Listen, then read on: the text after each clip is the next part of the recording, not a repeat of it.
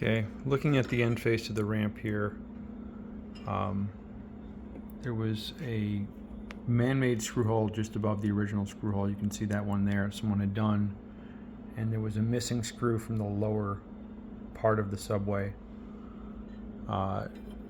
This piece here on mine is definitely broken. Just put a drop of super glue on for right now. I've got a new one coming, and it is now bent pretty much exactly straight on here, or darn close to it.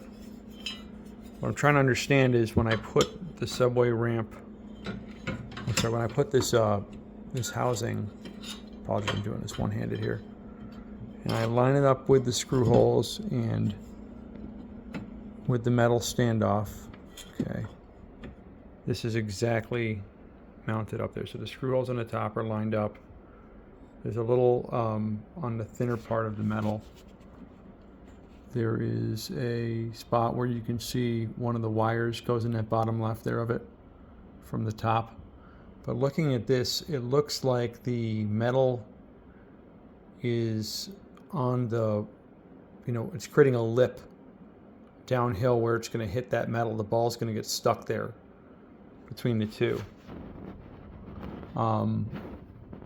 I don't know if you're supposed to bend that metal, and if you do bend it, how do you not interfere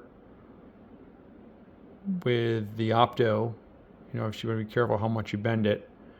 The plastic doesn't seem like it wants to, I can't manipulate the plastic without putting a tremendous amount of stress on the on that bracket. This piece here is I'm giving it a lot of, and that bracket's pretty thin. It doesn't seem like, because it would seem like the metal would want to almost go under here so the ball can, since it's coming downhill, would roll off into that, stay in that cup, which would trigger the opto, because the lower part of the ball would hang, the meniscus of the ball would hang underneath, and then fire off the solenoid to send the ball up top.